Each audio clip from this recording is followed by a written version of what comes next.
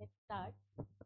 काल आपण ऑलमोस्ट सगळा भाग पहिला जो भाग आहे युनिटचा, पहिलं जे युनिट आहे त्याच्यामध्ये 3-4 पॉईंट्स आहेत. त्यातलं पहिलं पॉईंट आपण स्टार्ट केलं होतं नेचर अँड डेव्हलपमेंट.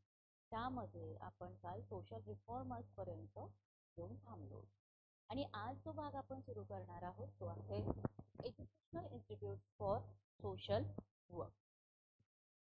त्याची पार्श्वभूमी आपण शिकलो आधी, US बेस्ड, UK बेस्ड, वेगवेगळ्या पिरियड्समध्ये कसं सोशल वर्क केल्या जायचं, मिडायवल पिरियड, अँशियन पिरियड, वैदिक पिरियड, हे सगळं आपण शिकलो. त्यातनं काही राजे महाराजे त्यांनी त्यांच्या वेळी कसं काम केलं समाजकार्याला धरून.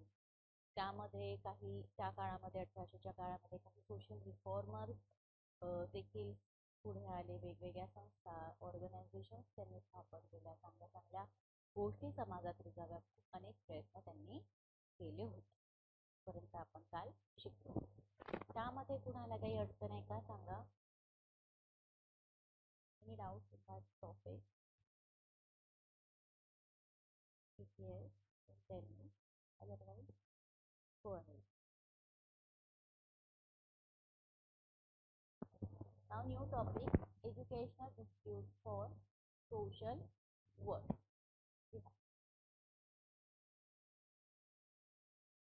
Educational institute for social work.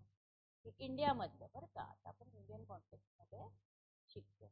अतिशय महत्त्वाचा प्रश्न याच्यामध्ये प्रश्न येतात. Match the pair. हा प्रश्न हमखास याच्यामध्ये येतो की कोणतं वर्ष, कोणती इन्स्टिट्यूट स्थापन झाली, कुठे झाली, आधी सिक्वेन्स येतो, कधी कधी क्रोनॉलॉजी विचारतात की स्थापन असा आहे प्रश्न. महत्त्वाचा टॉपिक आहे. सगळ्यांनी आवर्जून मध्ये लक्ष द्या. शिकवत असतात जे काही मी सांगते ते नोट डाऊन करा.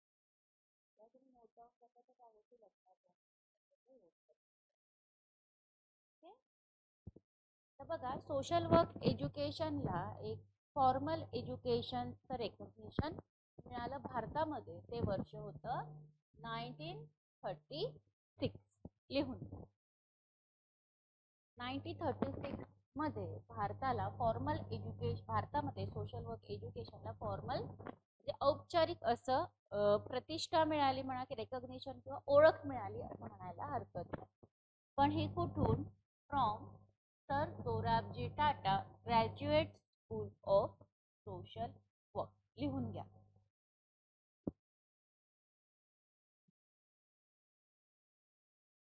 पूर्ण प्रश्न तुम्हाला विचारला जातो. पूर्ण नाव काय होतं, वर्ष काय होतं, जागा कुठली होती,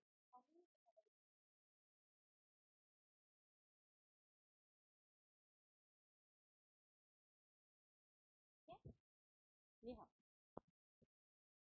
Social work education got formal recognition in India in 1936 from Sir Dorabji Tata Graduate School of Social Work. असं पहिल्या इन्स्टिट्यूटचं नाव होतं. लिहून घ्या. Sir Dorabji Tata graduate school of social work 1936.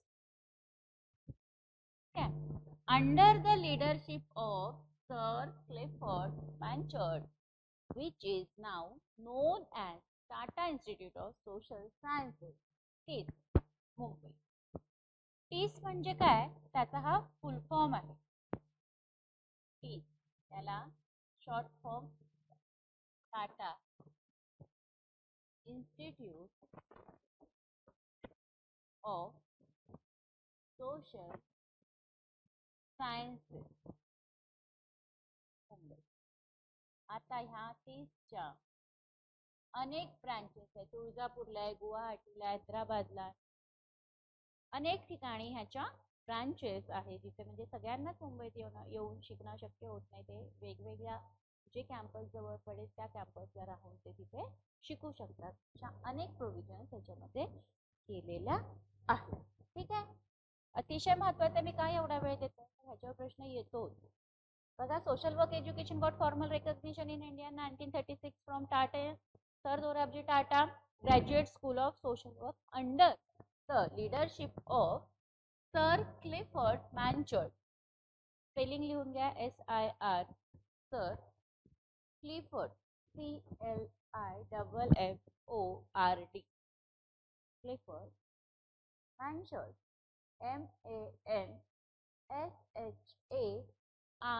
MANSHARTT, आणि त्यालाच आता Tata institute of social sciences TISS Mumbai ह्या नावाने जगभरात ओळखल्या जातात. फक्त भारतात नाही, जगभरात ओळखल्या जातात.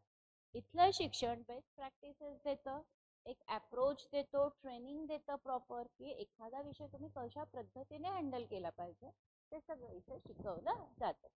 ठीक आहे, इथपर्यंत लिहिलं. That's it. आता हा झाला पहिला पार्ट. लिहा ऑगस्ट 1946, बरोबर 10 वर्षानंतर.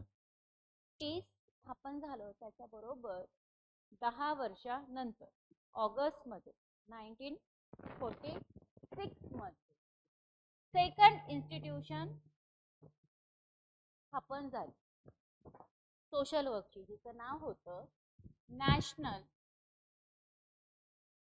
YWCA, young woman Christian association. National लेवलची होती.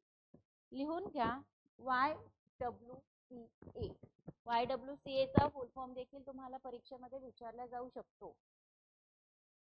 Young woman Christian association, YWCA. ही सेकंड इन्स्टिट्यूशन होती. टाटा इन्स्टिट्यूट नंतर स्थापन झालेली वर्ष होतं 1946.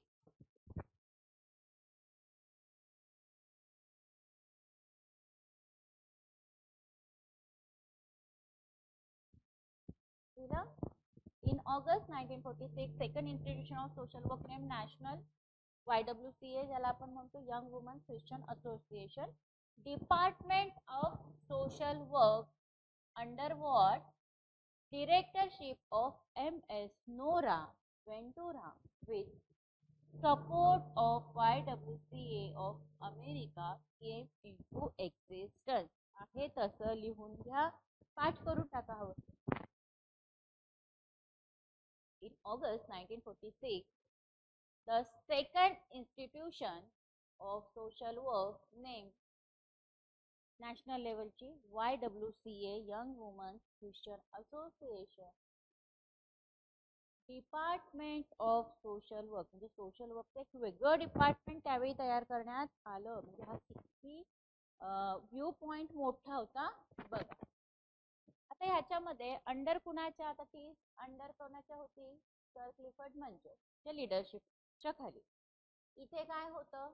अंडर डिरेक्टरशिप ऑफ मिस नोरा वेंचुरा, NORA, नोरा Ventura, VENTURA, with support of YWCA of America came into existence.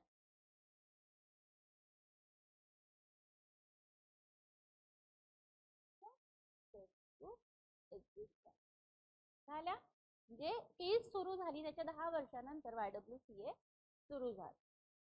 Within a year 1946, त्याच वर्षभरामध्ये within a year university of Delhi granted formal affiliation to become the first school of social work under university system. म्हणजे बघा, T CDM university आहे, त्या autonomous body आहे T, ते कुणाच्याही under नाही. YWCA पण YWCA नंतर वर्षभरातच अजून एक युनिव्हर्सिटी होती, जी होती Delhi university, university of Delhi, Delhi ज्याला आपण म्हणतो. ग्रँटेड फॉर्मल अफिलिएशन म्हणजे औपचारिक संलग्नता कुणाबरोबर? विद्यापीठा बरोबर. Affiliation to become the first school of social work under university system. हा अतिशय महत्वाचा मुद्दा आहे, लिहून घ्या. हाही प्रश्न परीक्षेमध्ये येऊन गेलेला आहे. म्हणजे अफिलिएशन युनिव्हर्सिटीच्या सिस्टीम बरोबर अफिलिएशन करणारी पहिली इन्स्टिट्यूशन कोणती? तर ती होती युनिव्हर्सिटी ऑफ दिल्ली, ज्याला फॉर्मल अफिलिएशन युनिव्हर्सिटी बरोबर झालं होतं. स्कूल ऑफ सोशल वर्कचं अंडर युनिव्हर्सिटीची जी व्यवस्था होती ती मोठी. होती त्याच्या under. imparting full-fledged 2 years postgraduate program of professional education in social work. टीस मध्ये नव्हतं का? टीस मध्ये पण होतं, पण युनिव्हर्सिटीच्या संलग्न होती आणि तिथे फुल फ्लेज म्हणजे फुल टाइम जो कोर्स आपण MSW करतो, जो तुम्ही केलेला आहे, तो तिथे सुरू झाला. Post graduate programme of professional education in social work. ठीक आहे. त्यानंतर 1950 मध्ये 1950s मध्ये ते नाव होतं YWCA department of social work. हे नंतर बदललं आणि बदलून काय झालं, Delhi school of social work, DSSW. नावाला आधी होती त्याच्यात सुद्धा बदल करण्यात आले होते, टीसचा पण करण्यात आला होता. YWCA जे होतं त्याच्यामध्ये देखील बदल करून, आणि युनिव्हर्सिटी दिल्लीच होती ती, त्याच्यामध्ये देखील बदल करून त्याचं नाव डिपार्टमेंट ऑफ सोशल वर्क जे बदललं होतं त्याचं नवीन नाव होतं school of social work, Delhi school of social work. त्याचं शॉर्ट फॉर्म आहे DSSW. DSSW.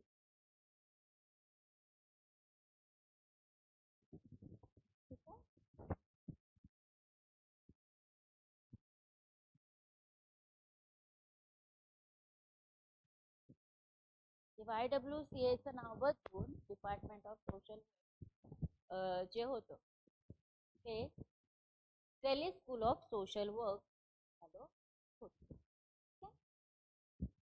आता बिसाइड टीस आणि DSSW हे दोनच होतात, कन्फ्युज व्हायचं नाही की YWCA वगैरे. आणि DSSW म्हणजे Delhi school of social work, Tata institute of social science. त्या धरून जे कालांतराने टीस आणि DSSW 9 schools of social work सुरू झाल्या 1960च्या शेवटपर्यंत. म्हणजे 1936 टू 1960 पर्यंत 9, 10, 11 सोशल वर्कच्या शाळा सुरू झाल्या, म्हणजे सोशल वर्कचं शिक्षण सुरू झालं, which into existence with the help of Christian missionaries in different parts of the country. आता इथे सुद्धा ह्या स्कूल सुरू होण्याच्या साठी मदत कोणाची घ्यायला लागली, तर अगेन ओके. आता येतोय का आवाज बघा दुर्गेश?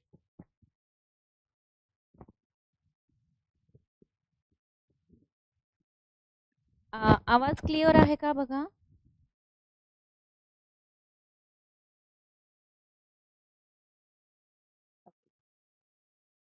ओके चालेल. 9 ठिकाणी सोशल वर्क शिक्षणाची सुरुवात झाली होती 1960 पर्यंत, into existence with the help of Christian missionary. आता जर तुम्ही पार्श्वभूमी आठवत असेल की जेव्हा आपण सुरू केली होती तेव्हा रोल ऑफ चर्च म्हणजे सोशल वर्क म्हणजे ज्या काही मदत दिल्या जात होत्या त्या ख्रिश्चन मिशनरीच्या द्वारे दिल्या जात होत्या चर्चच्या माध्यमातून. तर आपला जो सोशल वर्क प्रोफेशन आहे ह्याचा जो पाया आहे तो ख्रिश्चन मिशनरीज आहे असं म्हणायला हरकत नाही. कारण ह्या ज्या देखील स्कूल सुरू झाल्या ह्या वेळी देखील ख्रिश्चन मिशनरीजच्या ज्या काही वेगवेगळ्या असोसिएशन किंवा त्यांची जी वेगवेगळ्या भागामध्ये देशाच्या कामं सुरू होती त्याच्याच मदतीने ह्या स्कूल ऑफ सोशल वर्कच्या अफिलिएशनच्या इन्स्टिट्यूट मात्र त्यावेळी सुरू झाल्या होत्या. आता लिहून घ्या त्या काय काय आहे त्या मी सांगते, म्हणजे काही ज्या आपल्याला दिल्यात कुठल्या वर्षी काय सुरू झालंय ते मी सांगते, तुम्ही स्टेप बाय स्टेप लिहून. ठीक आहे. School of social work Indore 1951, school of social work 1951,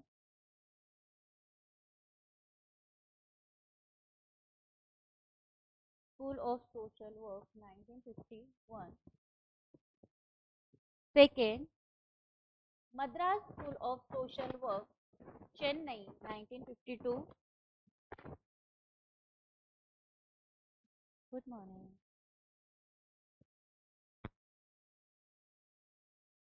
Madras school of social work Chennai 1952.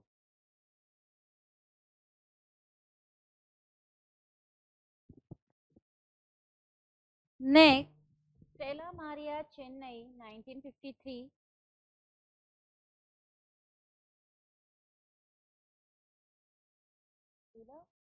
Nirmala Niketan, Mumbai, 1955. परत एकदा सांगते की त्या ठिकाणी ज्या काही इन्स्टिट्यूट सुरू झाल्या सोशल वर्क प्रोफेशनच्या, ते Indore school of social work 1951, Madras school of social work Chennai 1952. म्हणजे कालांतर बघायचं, 2-2 वर्षाच्या कालांतर सोशल वर्क प्रोफेशन MSW ची सुरुवात झाली होती. Stella Maria, Chennai 1953, Nirmala Niketan Mumbai 1955. आता ह्याच्यामध्ये मी जसं तुम्हाला आधी पण सांगितलं, प्रश्न तुम्हाला मॅच द पेअर्सचा येतो, जोड्या जुळवा.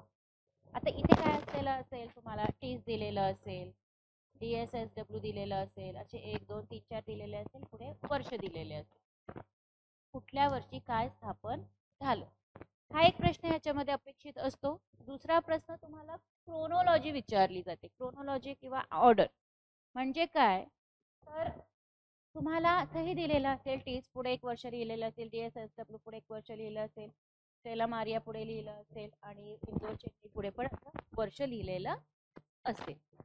आता ह्याच्यामध्ये तुम्हाला क्रोनॉलॉजी विचारेल की कुठली संस्था आधी सुरू झाली. एक तर तुम्हाला नावं दिलेली असेल किंवा तुम्हाला इयर्स दिलेलं. तो हा अभ्यास करताना तुम्हाला वर्ष तर पाठ करायचेच आहे, प्लस कशानंतर काय सुरू झालं हे देखील पाठ करायचं. म्हणजे हे अगदी सोपी टॉपिक्स आहे, ह्याच्यामध्ये मार्क जाता कामा नये आपण, पण हे चाल. ठीक आहे, इथपर्यंत कुणाला काही अडचण आहे का ह्याच्यात, तर विचारा.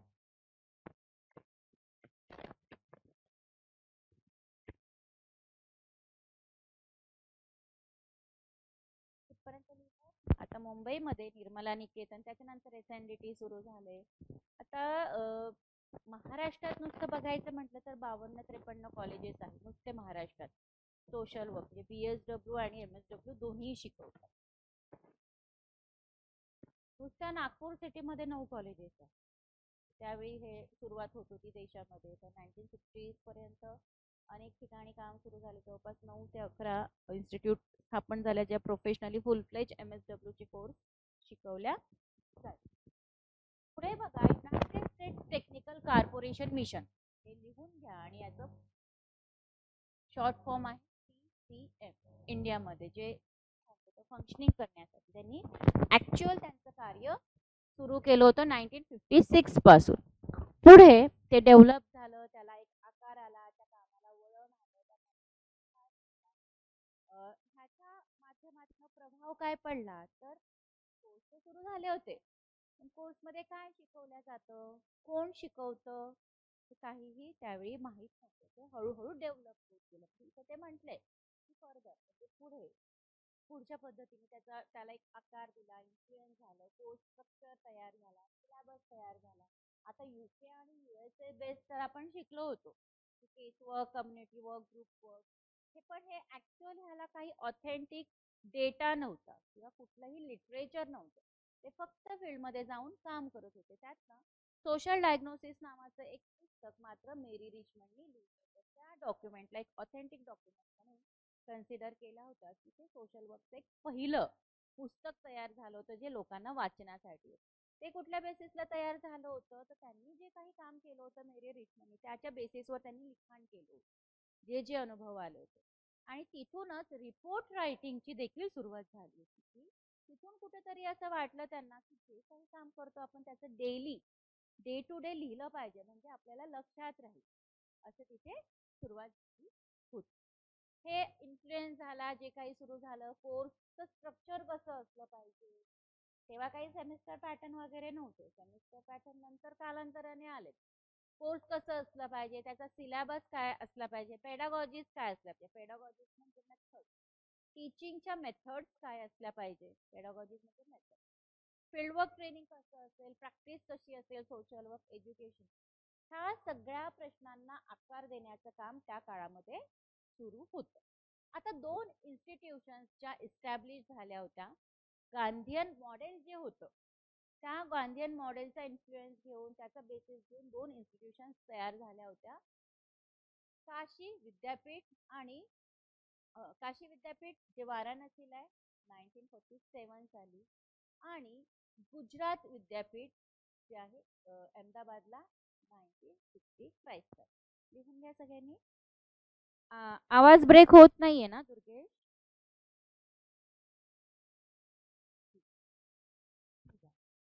हे तर झालं. त्याच्यानंतर हा तिसरा टप्पा आहे, स्टेट टेक्निकल कॉर्पोरेशन मिशन. हे सुद्धा महत्वाचं आहे. TCM भारतामध्ये त्यांनी सुरुवात केली, जे आपण ते सगळं म्हणतो. पण हा जो पार्ट आहे ना युनायटेड स्टेट्स टेक्निकल कॉर्पोरेशन, हा नेहमी आपल्याकडून मिस होतो, आपल्या लक्षात राहत नाही. हे अतिशय महत्वाचं आहे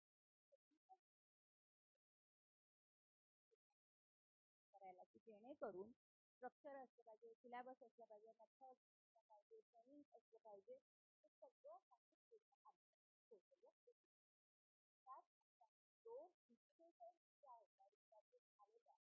गांधीयन थॉट किंवा गांधीयन मॉडेलवर होता. एक काशी विद्यापीठ होतं आणि दुसरं गुजरात विद्यापीठ होतं, ते होतं अहमदाबाद. ते वर्ष लिहून घ्या. काशी विद्यापीठ वाराणसी 1947 आणि गुजरात विद्यापीठ अहमदाबाद 1965. गांधीयन मॉडेल किंवा गांधीयन थॉटवर स्थापन झालेल्या दोन संस्था. ह्याच्यामध्ये देखील तुम्हाला प्रश्न विचारला जाऊ शकतो की गांधीयन मॉडेलवर स्थापन झालेल्या संस्था कुठल्या. खाली 4-5 युनिव्हर्सिटीची कदाचित तुम्हाला नावं दिलेली असेल, वर्ष दिले.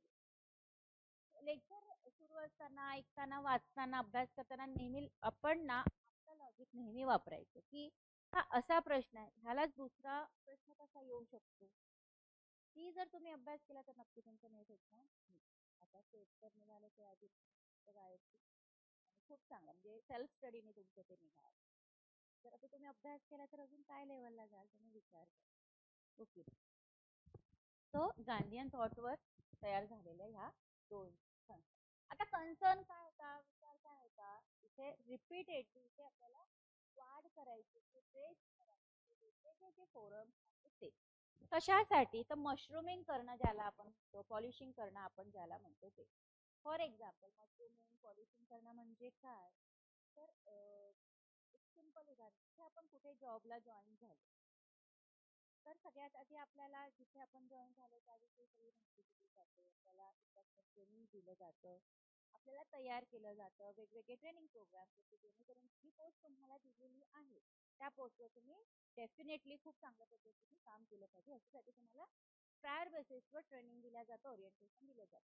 त्याला आपण मशरूमिंग किंवा पॉलिशिंग म्हणतो. जे तुम्ही त्या जॉबसाठी कॅपेबल आहात म्हणूनच तुम्हाला ती जॉब मिळाली, पण ज्या पद्धतीने त्यांना काम अपेक्षित आहे त्या पद्धतीने ते तुम्हाला तयार करतात, त्याला आपण मशरूमिंग पॉलिशिंग. फॉर एक्झाम्पल की मला इंग्लिश येतं पण फार फ्लुएंटली येत नाही, त्यासाठी आपण काही कोर्सेस करतो, आपला अभ्यास करतो, त्याला आपण म्हणतो पॉलिशिंग आणि मशरूम. तसंच पॉलिशिंग मशरूमिंग सोशल वर्क देखील करण्यात आलं across the country without any state. हे जे सुरू होतं शिक्षण कुठल्याही राज्याचं नव्हतं. सुरुवातीला जेव्हा आपण शिक्षक पाठवून जेव्हा चर्च काम करत होतं, चर्चचं रिस्पॉन्सिबिलिटी कोणी घेतली होती, स्टेटनी. पण हे जे काही शिक्षण सुरू झालं त्याच्यावर स्टेटचं कुठलंही कंट्रोल नव्हतं, असं त्यावेळी लक्षात आलं. की can affect the quality of social work education. त्यांना असं वाटत होतं की जर कंट्रोलच नाही आहे स्टेटचं, तर हे जे काही आपण शिकवतोय किंवा हे जे काही प्रोफेशनलिझम सुरू झालंय त्याचा इम्पॅक्ट काय होईल, तर हे चांगलं जाणार नाही, असं त्यावेळी लक्षात आलं होतं. आता त्यावेळी UGC university grant commission highlight केले होते सोशल वर्क एज्युकेशनला कशाची गरज आहे. त्यांचं नाव होतं with the need of society and their problem. म्हणजे युनिव्हर्सिटीच्या हे लक्षात आलं होतं की हे जे आपलं प्रोफेशन आहे सोशल वर्क, हे समाज आणि समाजात असणाऱ्या समस्या ह्याला धरून त्याचं युजीसीच्या लक्षात आलं होतं. नंतर आता जे कमिशन होतं त्यांनी एक्सप्रेस केला होता त्याचा discontentment on the lack of information of social work. आता युनिव्हर्सिटी ग्रँटचं जे काही कमिशन होतं त्यांनी ह्याच्यावर नाराजगी व्यक्त केली. का नाराजगी व्यक्त केली? कारण युनिव्हर्सिटीकडे काहीच माहित नव्हतं. डिसकंटेनमेंट होतं जे त्यांनी मांडलं होतं त्यांच्या शब्दामध्ये. त्यांचं काय म्हणणं होतं की जी काही माहिती आहे स्कूल ऑफ सोशल वर्कची त्याचा अभाव आहे. पण त्याची कुठेही युनिव्हर्सिटीला नोंद मात्र नव्हती. किती ठिकाणी सोशल वर्क शिकवल्या जातं, रिजनल डिस्ट्रीब्युशन काय, त्याचा करिक्युलम म्हणजे सिलेबस काय आहे, अभ्यासक्रम काय आहे, क्वालिटी काय आहे, फॅकल्टी आणि फोकस ऑफ टीचिंग. अतिशय महत्वाचा मुद्दा त्यांनी हायलाइट केला होता की प्रोफेशन तर सुरू झालं पण हे प्रोफेशन स्टुडंटला शिकवत कोण आहे, शिकवणारे जे आहे त्यांचा काय बॅकग्राऊंड आहे शिक्षणाचा, त्यांचा काय अनुभव आहे, क्वालिटी ऑफ टीचिंग जी आहे ती चांगली आहे का. हे फॉर एक्झाम्पल आता आपण मुलांना शाळेत घालताना आपण बघतो की कुठली शाळा चांगली आहे. शाळा काय चांगली आहे म्हणजे तिथे मोठी बिल्डिंग आहे का, बसायला आहे का, खायला प्यायला आहे का, हे नाही ना आपला फोकस. टीचिंग मुलांना घडवणार कोण आहे, त्या टीचरचा काय क्वालिटी आहे, त्यांचा काय बॅकग्राऊंड आहे हे महत्वाचं. तोच बॅकग्राऊंड इथे युनिव्हर्सिटीचा क्वालिटी ऑफ फॅकल्टी आणि फोकस काय आहे टीचिंगचा हे त्यांनी इथे हायलाइट केलं होतं. ते एक लाईक सेंटर बनलं होतं त्यांचा इन्फ्लुएन्स किंवा त्यांचं जे काही मत होतं युनिव्हर्सिटी त्यांनी ते केंद्रबिंदू म्हणून मांडला होता. आता apart from the attempt of टीस आणि DSSW, टीस आणि DSSW खूप चांगली कामं केली, वेगवेगळे रिपोर्ट, सेमिनार, वर्कशॉप त्यांनी घेतले होते in listing School of Social Work schools and developing a profile of social work educators. जेव्हा युनिव्हर्सिटीने हायलाइट केलं की लॅक आहे इन्फॉर्मेशनचा, त्यावेळी Tata institute of social sciences आणि Delhi school of social work DSSW ह्या दोन्ही इन्स्टिट्यूशन्सनी काम हाती घेतलं, त्यांनी जबाबदारी घेतली. त्याच्यामध्ये त्यांनी काय काय केलं की एकूण स्कूल ऑफ सोशल च्या स्कूल किती आहेत त्याची लिस्ट करायला सुरुवात केली. सोबतच प्रोफाईल जी आहे सोशल वर्क एज्युकेटर्सची ती सुद्धा डेव्हलप करायला तयार केली. म्हणजे लॅक ऑफ फॅकल्टी किंवा क्वालिटी ऑफ फॅकल्टी जेव्हा म्हणतो युजीसीने, तोही मुद्दा इथे यांनी कन्सिडर केला आणि जे एज्युकेटर्स होते सोशल वर्क शिकवणारे त्यांच्या प्रोफाईल तयार करायला सुरुवात झाली. इथे कुठलाही असा अटेम्प्ट नव्हता जो सिग्निफिकंट असतो.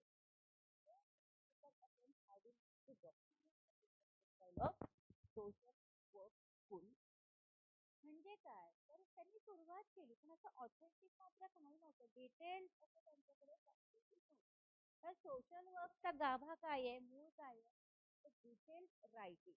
जोपर्यंत तुम्ही लिखाण करणार नाही, तुमच्याकडे डॉक्युमेंट नाही, ते पुढे जाणार नाही. फॉर एक्झाम्पल केस वर्क करत असताना एक केस दुसऱ्याकडे रेफर करत असताना आपल्याला त्या केसची संपूर्ण माहिती लिखित स्वरूपामध्ये दुसऱ्या इन्स्टिट्यूटला द्यायची असते. पण इथे त्यावेळी होतं का असं काय नाही. पण केस वर्क जस्ट एक्झाम्पल. जर आज सोशल वर्क प्रोफेशन इतकं डेव्हलप होतंय तर तिथे किती संस्था आहेत. आता मी एक्झॅक्टली सांगितलं की नुसतं महाराष्ट्रामध्ये 52 कॉलेजेस आहे.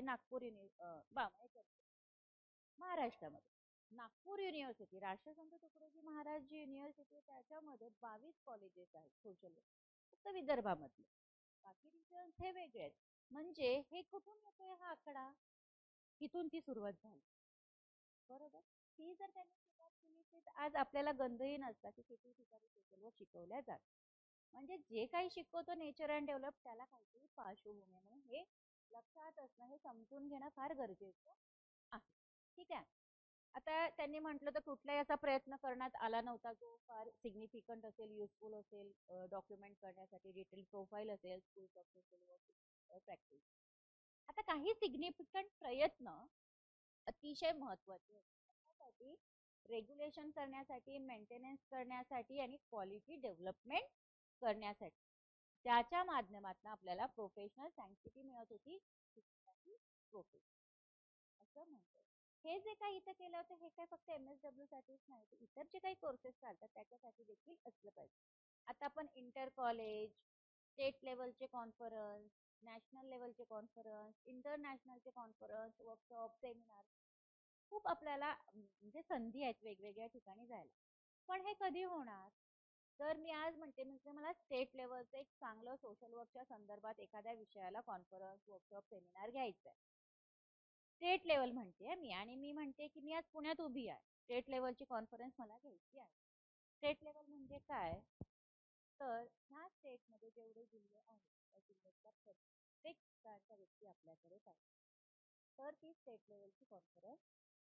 नॅशनल लेवलची म्हटलं तर आता भारतामध्ये किती राज्य आहेत, त्या राज्यामध्ये वेगवेगळे कॉलेजेस. आता म्हटलं भारतामधलं महाराष्ट्र हा राज्य आहे, तर महाराष्ट्रामध्ये कितीतरी कॉलेज, त्या सगळ्या महाराष्ट्रातल्या कॉलेजेसला आपण एकत्र आणू शकतो. तेवढे लिंकेजेस असले पाहिजे, डेटा असला पाहिजे, परत आपलं नेटवर्किंग असलं पाहिजे, ग्रुप असले पाहिजे, असोसिएशन देखील असल्या पाहिजे, पण त्या ऍक्टिव्ह असल्या पाहिजे. मासवेचं नाव ऐकलंय? अंबादास मोहिते कानवे. अंबादास मोहिते ना, त्याच्याकडचेच आहेत मासवे. चांगलं लीड केलं होतं त्यांनी मासवे. पुढे मी शिकवणारच आहे. सो अशा प्रकारे हे सुरुवात झाली. सुरुवातीला संस्था स्थापन झाल्या, तर त्याच्यामध्ये काय शिकवायचं, काय नाही करायचं, हे सगळं सगळं इथं झालं. हे सगळं आवश्यक होत.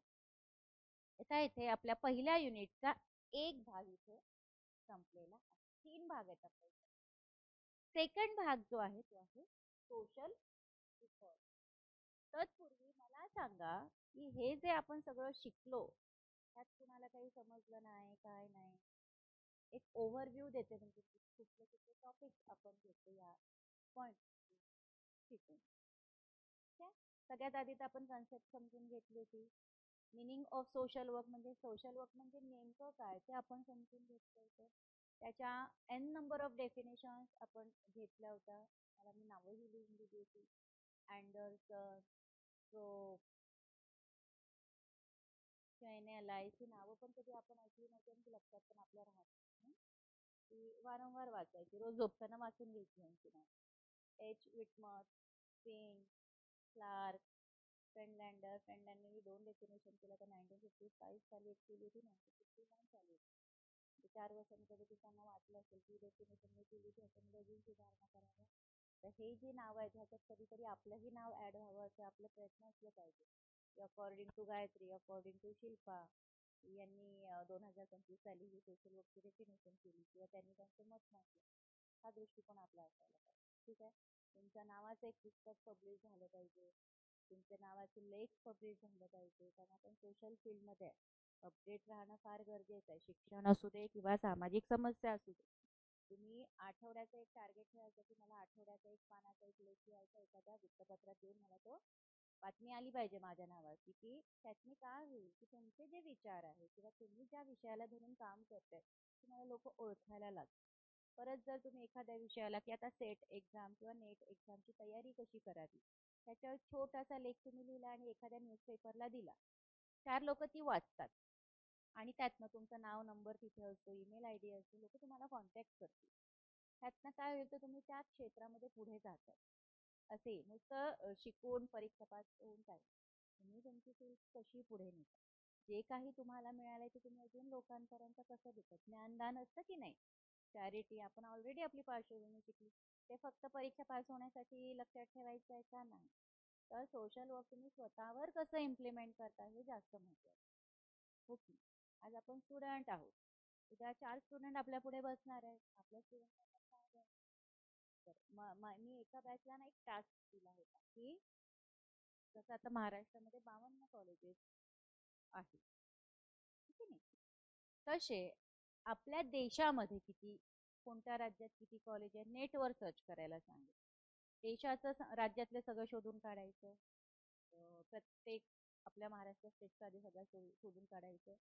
जसं महाराष्ट्र राज्य आहे तसंच इतर राज्य देखील आहे भारतामध्ये. किती राज्य आहे ते शोधून काढायचे. MPSC वाल्यांना तर माहीतच असलं पाहिजे.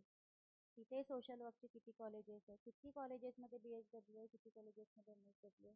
पण मोस्टली विदर्भामध्ये BSW शिकवल्या जातात. तिथे तुम्हाला जास्त BSW दिसत नाही, फक्त MSW दिसतं. म्हणजे आता तर केलं आहे PUC वगैरे 4 वर्षाचा एक कोर्स वगैरे केलाय, ते आत्ता डेव्हलप होतं. पण तुम्हाला माहिती आहे का, जर आज मला एखादं मोठं ग्लोबल लेवलला कॅम्पेन करायचं आहे सोशल वर्कचे सगळे स्टुडंट घरी, तर मला कॉलेजेस माहीत नाही, मी कसं करणार. फक्त आपल्याला इतकाच विचार नाही ना करायचा की मी माझ्या पुरताच अभ्यास करणार, तुम्हाला तुमचा विषय ग्लोबल लेवलला न्यायचा आहे, हो की नाही. आता सेट एक्झाम महाराष्ट्रामध्ये आहे, गुजरातमध्ये अशी आहे का स्टेटसाठी? ते लोक फक्त नेटच देतात. हे शोधून काढा. असं सगळं करा. अजून एक एक्स्ट्रा टास्क मी मागच्या बॅचला दिला पण होता, की वेगवेगळे देश, कॅनडा, USA, ऑस्ट्रेलिया, अनेक देश आहेत. किती देश आहेत ते शोधून काढा आणि त्या देशांमध्ये सोशल वर्क कुठे कुठे आहे ते शोधून काढा. पण आपला विषय आपण स्टेट, लोकल, स्टेट, नॅशनल, इंटरनॅशनलला नेतो. चाइल्ड लेबरला धरून मला एखादं कॅम्पेन करायचं इंटरनॅशनल लेवलला, माझा बेस काय आहे? काहीच नाही ना. मला माहीतच नाही माझ्या स्टेटमध्ये किती कॉलेजेस आहेत. ते शोधून काढा.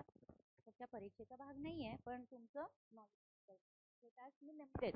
मी कधी अभ्यास करून या, मी तुम्हाला प्रश्न विचारेल, मी तुमच्या परीक्षा गेला तर मी कधी सांगत नाही. पण तुम्ही तुमचा एक व्ह्यू, तुम्हाला अप्रोच मात्र मी नक्की देणार की हे तुम्ही करा.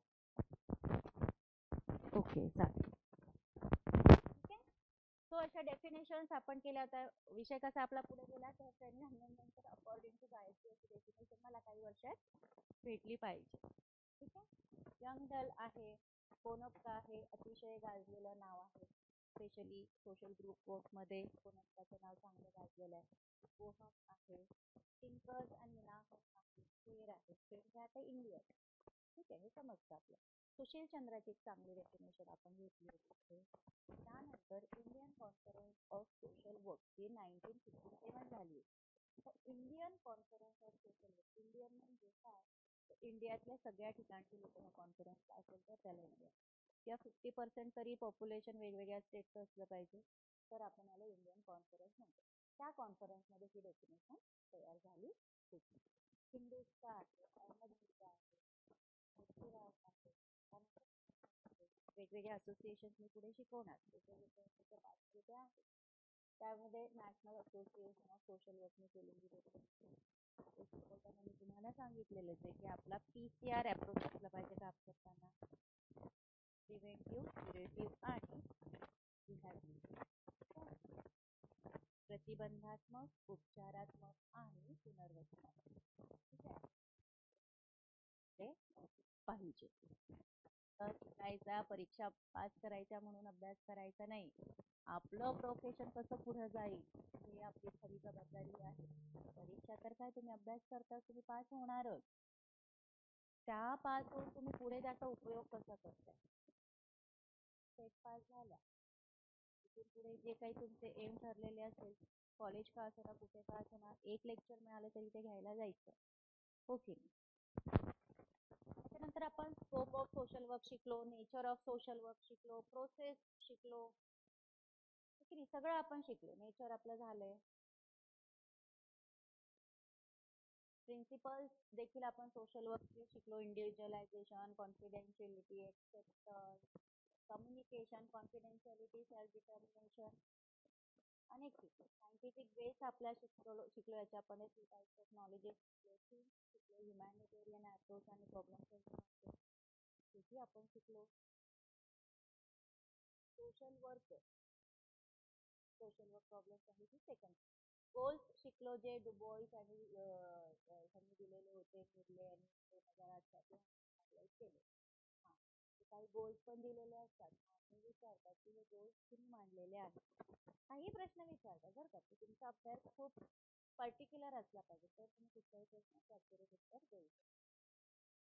Methods of social work, social case work, group work, community work, administration, welfare, research आणि ॲक्ट. ठीक आहे. तर सोशल वर्क प्रोसेस आपण इथे शिकलो. नेमके पॉईंट लिहून घ्यायचे की ह्या युनिटमध्ये आपण नेमकं काय काय शिकलो, कशात काय शिकलो, तुमच्या वहीमध्ये असायला पाहिजे. फक्त बुलेट पॉईंटमध्ये 1 किंवा 2 शब्दात. थेरी लिहून नाही काढायची, ते नोट ऑलरेडी आपल्याकडे. Okay.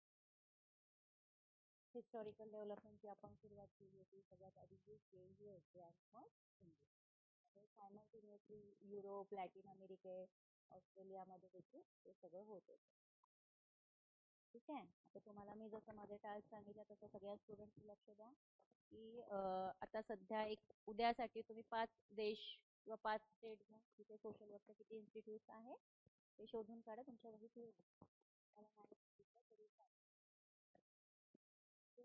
Role of state responsibility, Elizabethan poor law याच्यावर 100% प्रश्न येतो. त्याचं रिव्हिजन कसं झालं, त्याचा इन्फ्लुएन्स काय झाला. बेवरेज रिपोर्टचा प्रश्न होतो की बेवरेज रिपोर्ट हा अतिशय महत्त्वाचं डॉक्युमेंट ठरलं. त्याच्या ज्या काही रिकमेंडेशन होत्या त्या त्यांनी गव्हर्नमेंटला दिल्या आणि त्यानुसार त्याच्यामध्ये अनेक बदल झाले. वर्ष लक्षात ठेवायचं, जास्त काही वर्ष नाही आपल्याला हिस्ट्री सारखे. बेसिक आहे. इयर्स डेज विचारले जातात, कुठला कायदा कुठल्या वर्षी आला, त्याचं देखील मॅटर्निटी बेनिफिट ऍक्ट म्हणजे सोशल पॉलिसीजमध्ये ते पुढे आहे.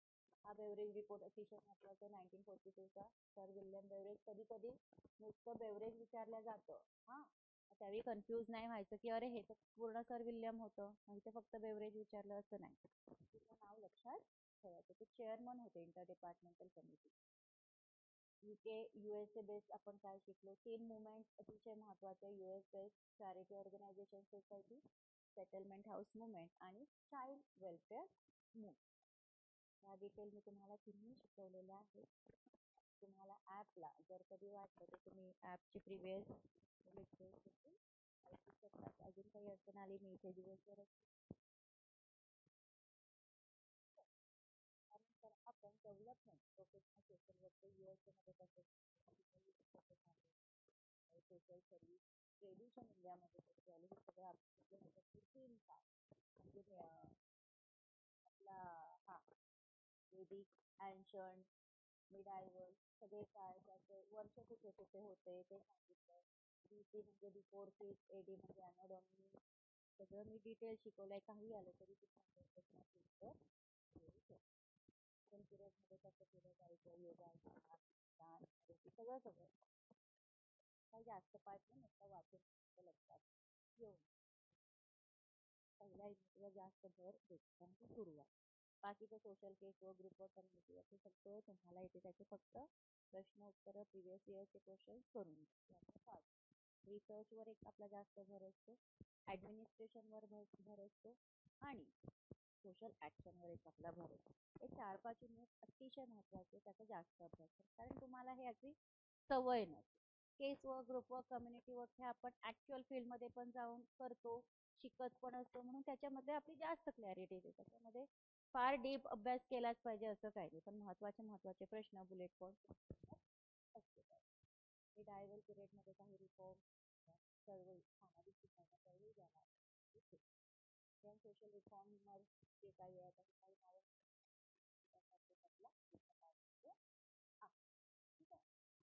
एज्युकेशनल इन्स्टिट्यूटचा आज आपण सुरू केला. अतिशय महत्त्वाचा. तो इथपर्यंत क्लिअर आहे. पुढे जाऊया. ब्रेक वगैरे घ्यायचं आहे का कोणाला?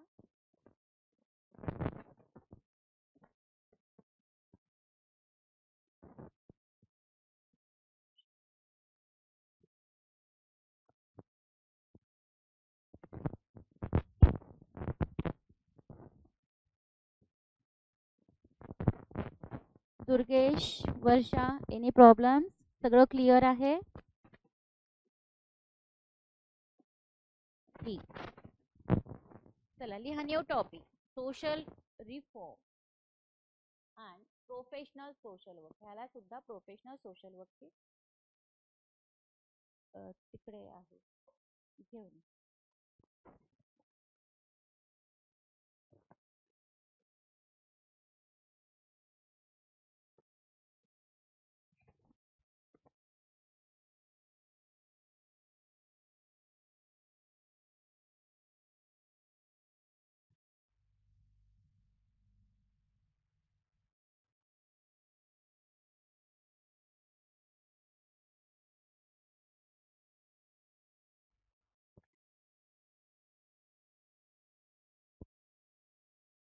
आता पहिल्या युनिटमध्ये जे 3 पार्ट आहेत त्यातला एक पार्ट आपला कंप्लीट झालाय. सेकंड पार्ट आता आपण सुरू करतोय, ज्याचं नाव आहे social reform and professional social work.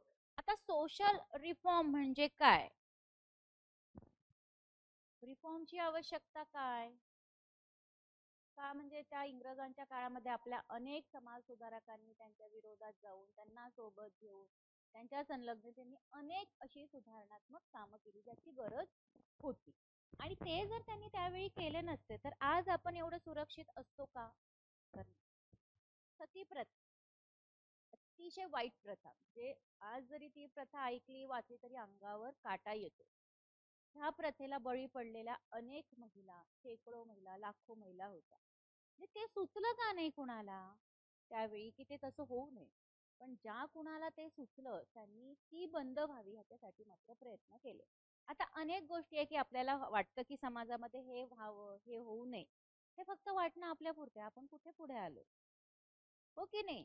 महिलांनी शिकावं, महिलांनी पुढे जावं, स्त्रीचं सक्षमीकरण व्हावं, पण त्यात माझी बायको नसावी ना. अशी पण लोक आहेत जी मोठमोठ्याने भाषणं देतात मंचावर जाऊन की महिला सक्षमीकरण झालंच पाहिजे आणि तोच माणूस घरात येऊन बायकोला मारतो, तर माझी बायको त्यात नसावी. असं असतं का? जर तुम्ही ते बोलताय तर तुम्ही ते स्वतः किती इम्प्लिमेंट करताय हे अतिशय महत्वाचं आहे. हो की नाही? महिलेचं सक्षमीकरण कसं सांगा? 50% आरक्षण कुठे आता महिलांना? राजकारण, सरपंच पद महिला, महिलांना उभं करायचं. कारभार कोण बघतो? नवरा. त्यातले पुरुष व्यक्ती. सरपंच बाई मस्त नेती मंचावर तिला स्वयंपाक मार खाणं सगळं करायला लागणार. तिचा कारभार तिने सांभाळावं असं मोटिवेशन तिच्या माणसाने त्याला दिलेलंच नाही. पण पद तिच्यासाठी आहे ना, तिने पुढे यावं, तिने कारभार सांभाळावा ह्याच्यासाठी तो माणूस सांभाळतो. तिने तिचे अधिकार मिळवण्यासाठी बोललं पाहिजे ना. आता आज माणसाची नोकरी करायला माणूस, पुरुष घरातला नोकरी म्हणा, बिझनेस म्हणा, तो घराच्या बाहेर पडतो. हो की नाही? त्याचं काम त्याची बायको करते का? मग तिचं काम तो का करतो? तिचं काम म्हणजे घरकाम देखील बायकांचीच आहे, ते पूर्वीपासून ठासून सांगितलेलं आहे. भूक दोघांना लागते, जेवण दोघांना लागते, पुरुषाला पण लागते, महिलेला पण लागते. स्वयंपाक महिलेनीच करावा असं कुठं ठरलंय का? असं कुठल्या कायद्यात सांगितलंय का? असं काही लिगल डॉक्युमेंट आहे का? हे समाजाने ठरवून दिलेल्या रूढीप्रथा आहे, ज्या वर्षानुवर्षे, शेकडो वर्षानुवर्षे पुढे जातात. त्याला कोणी बाई चंद्रावर जावी असं प्रत्येकाला वाटते, पण तिने जाताना चपाती भाजी वरण भात करून जावा. हो की नाही? म्हणजे एक तर तिने घरच्यांची पण सोय करावी, चंद्रावर पण जावं, स्वतःचा डबा पण घेऊन जावा. चंद्रावर जाताना तिला कोणी म्हणणार आहे का पुरुष स्त्री तर देईलच, पुरुष म्हणणार आहे का? नाही. आता जे काही मी बोलली, हे जे काही आता झालंय, ती चंद्रावर गेली, अंतराळात गेली, सगळीकडे गेली, पण हे आता अचानक नाही झालेलं आहे. ह्याला एक पार्श्वभूमी आहे. बाईला पुढे आणण्यासाठी, बाईनी शिकण्यासाठी महात्मा ज्योतिबा फुले, सावित्रीबाईंनी काय काम केलं आपल्याला सगळ्यांना माहिती आहे. म्हणजे एक पर्टिक्युलर सेंटेन्स, सावित्रीबाई फुले जयंती आली 3 जानेवारी की लोक भाषणामध्ये की शेण माती दगड खाल्लं, ह्याच्या पलीकडे जाऊन कोणीच बोलत. हे सगळ्यांना माहिती आहे, हे शिकवलंय फक्त. तिने ते झेललं, तिने ते सहन केलं, तर आपण इथे आहोत ना. असे अनेक सोशल रिफॉर्मर्स, राजा राममोहन राय आहे, सरोजिनी नायडू आहे, स्वामी विवेकानंद आहे, डॉक्टर बाबासाहेब आंबेडकर आहेत. आत्ताचे जस्ट रिसेंटली तुम्ही एक 2013-14 15 वर्ष कंप्लीट झाले दाभोळकरांची हत्या करून, नरेंद्र दाभोळकर. हो की नाही? तर हे आत्ताचे, आता हे असणारे आपण ज्यांना अनुभवले हे ते सोशल रिफॉर्मर्स होते की त्यांनी त्यांचा विचार मांडला. जादूटोणा विरोधी कायदा असावा, त्याचं बिल पास व्हावं, हे नरेंद्र दाभोळकरांना कायम वाटायचं. त्यांना गोळी घालून मारली. मेधा पाटकर नर्मदा बचाव आंदोलन किंवा पर्यावरणाशी संबंधित अनेक कामं त्या करतात.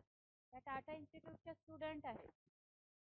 आता त्या आहे, अस्तित्वात आहे, त्या जिवंत आहेत, त्या काम करतायत.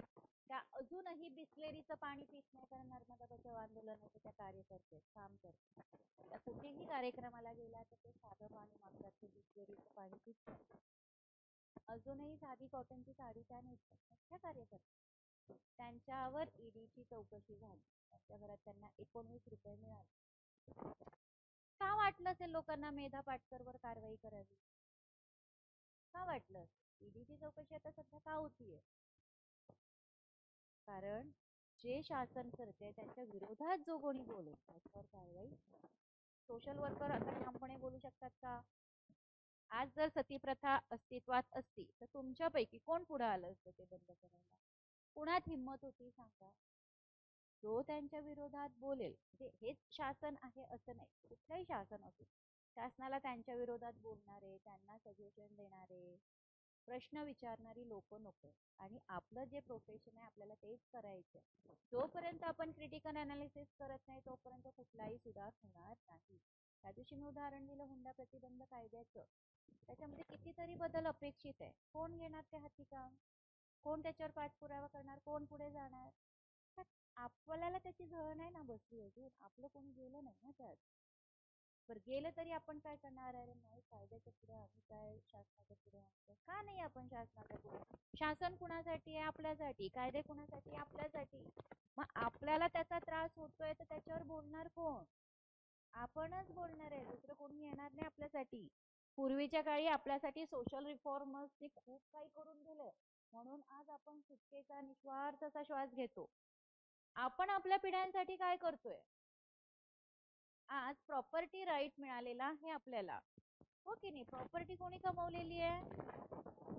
वडिलोपार्जित. आजोबा, आई वडील त्यांच्या कष्टाने त्यांनी ते उभं केलं आहे, म्हणून ते तुम्हाला मिळणार. आपल्या ऍज अ किड्स म्हणून किंवा ऍज अ अपत्य म्हणून ते आपल्याला मिळणार. आपण आपल्या पुढच्या पिढीसाठी काय कमवलंय, हो की नाही? आज त्या प्रॉपर्टीसाठी आपण अतोनात भांडतो, जीव घेतो एकामेकांचे, पण जे तुमचं नाहीच आहे कधी, ते तुम्हाला पाहिजे. आज तुम्हाला तुमच्या मुलांनी प्रश्न केला की तुम्ही आमच्यासाठी काय कमवलंय, आमच्यासाठी काय प्रॉपर्टी आहे, तुमच्याकडे काय उत्तर आहे? जर तुमच्याकडेच उत्तर नाही तर तुम्हाला तो अधिकारच नाही आहे की आपल्या आई वडिलांना, वडिलोपार्जित लोकांना काही बोलावं, हो की नाही? ही दूरदृष्टी असली पाहिजे, हा विचार तुम्हाला असला पाहिजे. ऐकलं पाहिजे असं नाही. इव्हन आपणही आपली प्रॅक्टिस करत असताना आपल्या क्लायंटनी तो स्वतः कॅपेबल असावा, त्याच्या समस्या सोडवण्यासाठी हेच प्रयत्न करतो. आपण त्याला शेवटपर्यंत आयतं खाऊ घालणार असं करत नाही. आपण लोकांना सक्षम करण्याचा प्रयास करतो. ही याची पार्श्वभूमी आहे. आता भारतामध्ये, देशामध्ये अनेक ठिकाणी सामाजिक सुधारणा चळवळी झाल्या. काही चळवळींना यश आलं, काही चळवळींना यश नाही आलं, पण प्रयत्न मात्र. आपण एखादी स्पर्धा जेव्हा पार्टिसिपेट करू, पार्टिसिपेशन अतिशय महत्वाचं आहे. तुम्ही तिकडे जिंकलात की हारलात हा माझ्यासाठी मॅटर करत नाही. तुम्ही त्या स्पर्धेत उतरलात हे मॅटर करतं. आपलं प्रोफेशनच ते आहे, बरोबर? आता सोशल रिफॉर्मला एक प्रोफेशनल सोशल वर्कची जोड दिली, काय कारण असेल? आपल्या प्रोफेशनला सोशल रिफॉर्मर्सची म्हणजे सामाजिक सुधारणा चळवळीची जोड दिली, याचं काय कारण असेल? प्रोफेशन प्रॉब्लेम सॉल्व्हिंग मध्ये आहे की नाही? आपलं प्रोफेशन ह्युमॅनिटेरियन अप्रोच वापरतो की नाही? तेच कारण इथे आहे की त्यावेळी हे जे सोशल रिफॉर्मर्स होते ते MSW नव्हतं केलं, पण नव्हतं केलं, काही नव्हतं केलं. त्यांचं वेगवेगळे शिक्षण होते, पण तरी सुद्धा आज आपल्या प्रोफेशनल लोकांपेक्षा जास्त चांगलं काम त्यांना कुठलाही बॅकग्राऊंड नसताना त्यांनी केलेलं. अजूनही ते असते तर केलेच असते, पण त्यांचे विचार अजूनही समाजामध्ये रुजलेले आहेत. त्या विचारधारेला धरून आजही त्यांची जी लोक आहेत त्या संघटनेचे ते काम पुढे नेत आहेत. ठीक आहे. आता professional social work like potential म्हणून बघितल्या जात. कशासाठी? इथं ज्या काही मानवाच्या गरजा आहेत त्या गरजा ह्या प्रोफेशनच्या माध्यमातून फुलफिल करता येतात, एक मार्ग मिळतो असं तिथं म्हटलंय. आणि ह्याच्यामध्ये एंगेज काय केलंय त्यांनी? सामाजिक बदल घडलाच पाहिजे. सोशल रिफॉर्मला जोड दिली आहे प्रोफेशनल सोशल वर्कची, तर ह्याच्यामध्ये अतिशय महत्वाचा शब्द तो आहे सोशल चेंज, सामाजिक बदल, हो की नाही? का वापरला असेल हा शब्द? प्रश्न पडलाय का कोणाला? नाही कळला? सामाजिक बदल घडण्यासाठी तर एवढे सगळ्या करामती करायच्या आहेत की नाही? तथापि प्रोफेशनल जे आहे, प्रोफेशनची जी काही पोझिशन आहे आपल्या प्रोफेशनची, ती कशामध्ये आहे? तर इंडिव्हिज्युअल आणि सोसायटी मध्ये आहे. इंडिव्हिज्युअल हा सोसायटीचा भाग आहे की नाही? सोसायटी, समाज, समूह कसा बनतो? एका व्यक्तीने बनतो का? नाही. एक व्यक्ती हा इंडिव्हिज्युअल आहे. इंडिव्हिज्युअलची समस्या आपण सोडवू शकतो वेगवेगळ्या मदतीने. पण तीच इंडिव्हिज्युअलची समस्या जर सोसायटीच्या अनेक इंडिव्हिज्युअलला असेल तर तो सोशल प्रॉब्लेम मात्र बनतो. आपण कंपेल करतो, जे काही प्रॅक्टिशनर्स आहेत ते लोकांना ऍडजस्ट करण्याचा इथे प्रयत्न करतात. ते निवडतात काही प्रोग्राम्स, काही सर्कमस्टन्सेस साठी काही चॅलेंजिंग स्टेटस सुद्धा आहे. म्हणजे इथं काय म्हटलंय? बदल, सर्कमस्टन्सेस म्हणजे नेमकी परिस्थिती काय आहे आणि चॅलेंजेस काय आहे स्टेटसचे. हे 3-4 शब्दांना धरून अनेक सामाजिक सुधारणा चळवळी इथे झालेल्या आहेत. कारण हे आपण आव्हान देतो आहे. सोशल रिफॉर्मच्या वेगवेगळ्या मुवमेंट आहे, त्याला पार्श्वभूमी आहे. 19व्या शतकाच्या सुरुवातीला किंवा 1800 पण म्हणू शकतो की आता महात्मा ज्योतिबा फुले सावित्रीबाईंचा काळ हा 1800चा काळ होता. इथं आपण म्हटलं 1900. त्याच्या आधी पण काही रुलर्स होते, म्हणजे हुमायून होते, अकबर होते, अशोका होते, कौटिल्य होते. हा म्हणजे तिथून पण त्यांनी काही चांगल्या कामांची सुरुवात केली होती की लोकांसाठी रस्ते बांधणे, पिण्याच्या पाण्याची सोय देणे. कालच्या लेक्चरमध्ये मी सांगितलं. तर हेही काम काहीतरी एक चांगला ह्युमॅनिटेरियन अप्रोच धरूनच होता.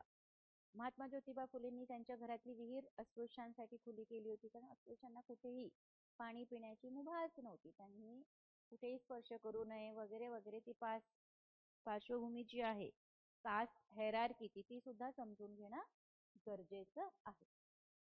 आता सुरुवातीला 19व्या शतकाच्या सुरुवातीला जी कंडिशन होती भारताची, ती काय होती? कारण काय? डिप्लोरेबल होते, नवाब होते, नेटिव्ह रूलर्स होते. जसं मी काल सांगितलं की स्थानिक राज्यकर्ते डिप्लोरेबल होते. छोटी छोटी त्यांनी राज्य जी काही जिंकली होती ती सगळी राज्य त्यांनी एकत्रित होती, त्याच्यावर ते राज्य करायचे. त्या राज्य काळामध्ये काय काय अडचणी होत्या, काय काय निदर्शनास आल्या सामान्य माणसाला. आता राजा राममोहन रॉय हे सुद्धा आपल्यासारखे एक सामान्य व्यक्ती होते, हो की नाही? ज्या घरात त्यांचा जन्म झाला, जिथे ते शिकले, त्यांना कधी असं वाटलं असेल का की हा मुलगा पुढे जाऊन एक समाज सुधारक म्हणून पिढ्यानी पिढ्या, शतकानी शतक याला ओळखल्या जाईल ना? पण ते त्यांनी स्वतः मिळवलंय, त्याला कोणी आणून दिले नाही. त्याला विचार पडला की हे जे घडतंय हे का घडतंय, याचा त्यांना त्रास झाला, जो की आज आपल्याला होत नाही. समाजात काही घडू दे, मरू दे लोक, बलात्कार होऊ दे, मर्डर होऊ दे, हुंडाबळी जाऊ दे, आम्हाला काही फरक पडत नाही. आमचं थोडी गेलंय तिथे काही, मला थोडी त्याचा त्रास झालाय, असं वाटतं की नाही? पण हा त्रास त्यांना व्हायचा की समाजामध्ये एवढ्या क्रूर वाईट परिस्थिती आहे, त्याचा मला फरक पडतो आणि त्याच्यासाठी मी काहीतरी करणार, त्यांनी केलं होतं. तर मला अशी अपेक्षा आहे की आपल्या स्टुडंट पैकी एकाच तरी म्हणजे आता 21वं शतक सुरू आहे ना, 22व्या-23व्या शतकामध्ये आपल्यापैकी कोणाचं तरी तिथे नाव असेल आणि आपला कोणीतरी अभ्यास करत असेल, हो की नाही? म्हणजे आता राजाराम मोहनला वाटलं पण नसेल, किंवा मेधा पाटकरला पण कधी वाटलं नसेल, आगरकरांना वाटलं नसेल, टिळकांना वाटलं नसेल, त्यांना माहित पण ते गेले देवाच्या कदाचित असो कुठेतरी. मेधा पाटकर यांना माहिती आहे की त्यांचं नाव घेतलं जातं, त्यांना शिकवलं जातं, त्यांना खूप मानलं जातं. दोन बाजू असतात,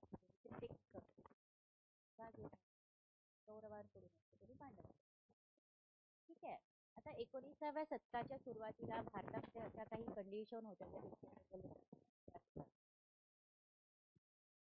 परिस्थिती होती आणि भारतात दयनीय होती असं म्हटलेलं. दयनीय परिस्थिती होती म्हणूनच एक सुधारणा इथे झाली. आता प्लासीची जी लढाई आहे, त्या प्लासीच्या लढाईनंतर ईस्ट इंडिया कंपनी स्थापन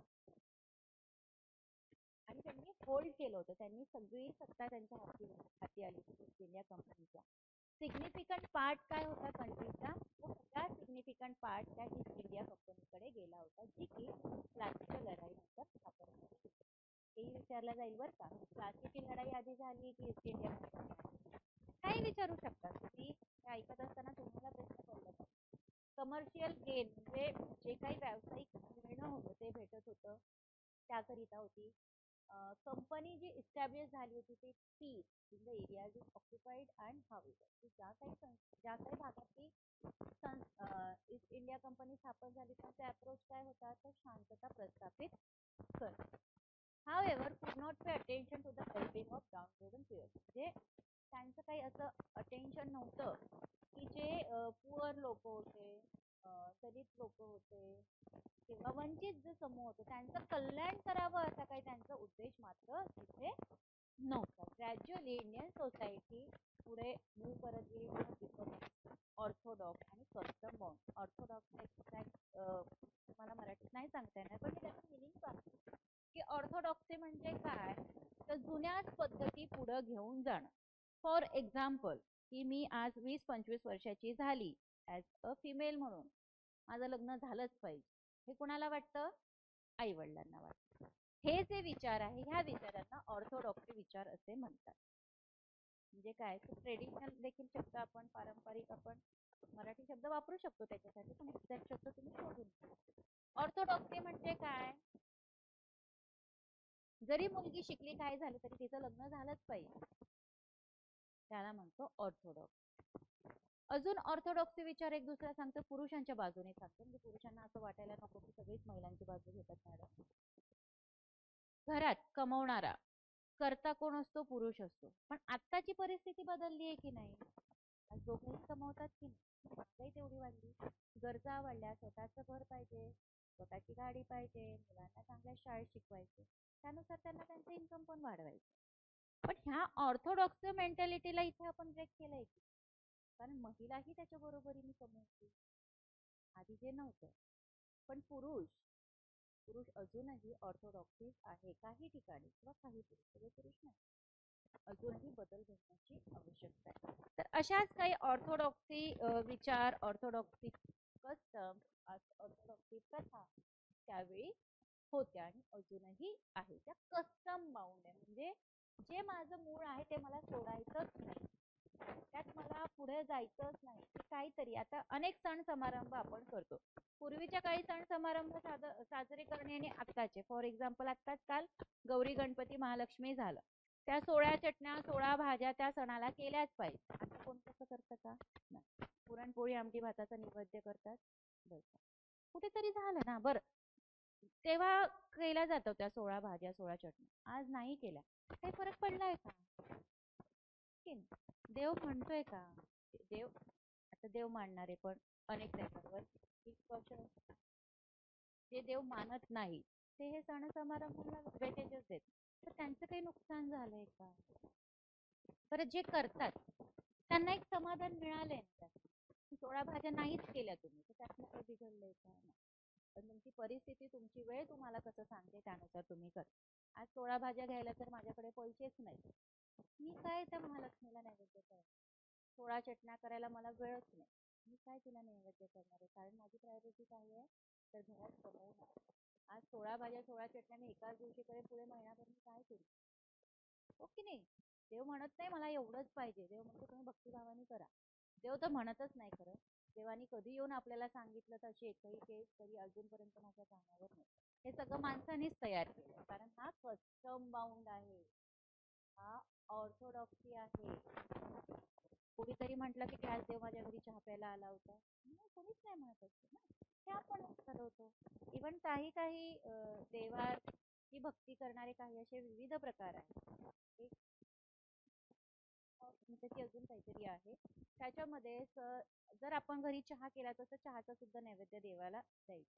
जर मी पोहे केले म्हणजे घरात जे काही गॅस सुरू करून जे काही शिजेल ते प्रत्येक ते देवापुढे आधी ठेवायचं मग त्या खायचं. जर एखादा छोटा मुलगा आला त्यांनी देवाच्या पुढे ठेवण्याच्या आधीच तुम्हाला काही खायला मागितलं तुम्ही देणार दिलंच पाहिजे तो देवाच्या स्वरूपात पण आलेला असेल तर तुम्ही देवाची भक्ती करता. माणसाला बाजू ठेवून आपण दगडाची मूर्ती नाही करू भक्तिभाव आहे ना. कोण म्हटलंय देव मानसात आहे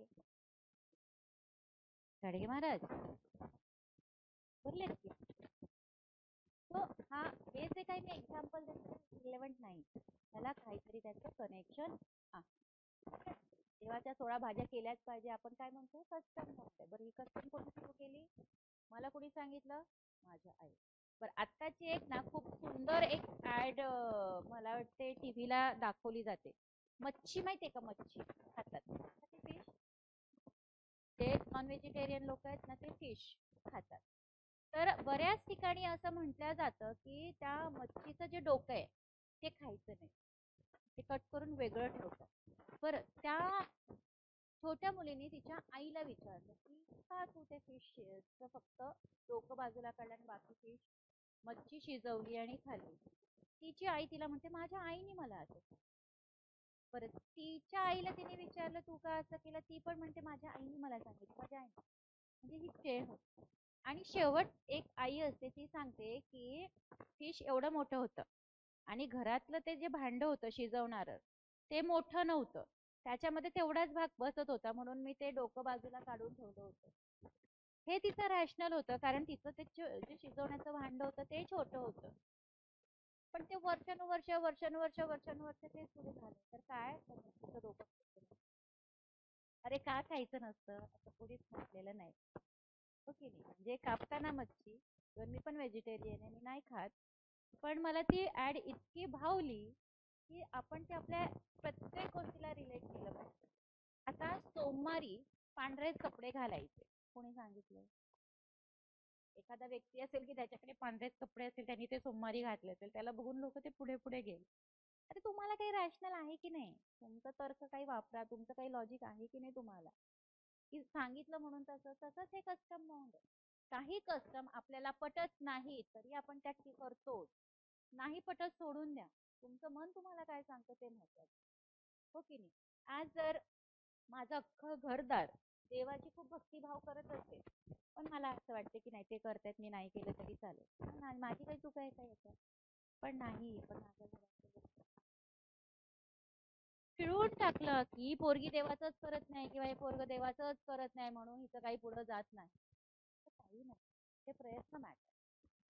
आणि जर तुम्ही देवाची भक्तिभाव करता तर ती मनातून करता, त्याच्यासाठी खूप असा देखावा मांडलाच पाहिजे असं काहीही नाही. इवन गणपती उत्सव जो टिळकांनी त्यावेळी सुरुवात केली, तर तो सार्वजनिक गणपती उत्सव सुरू केला, काय कारण असेल त्या मागचं?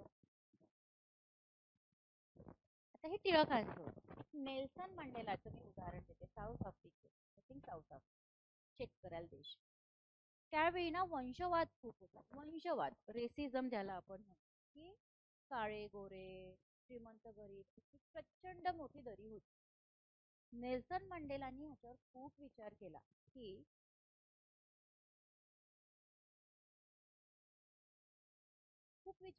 ही दरी कशी खोडून काढता येईल, काय करता येईल.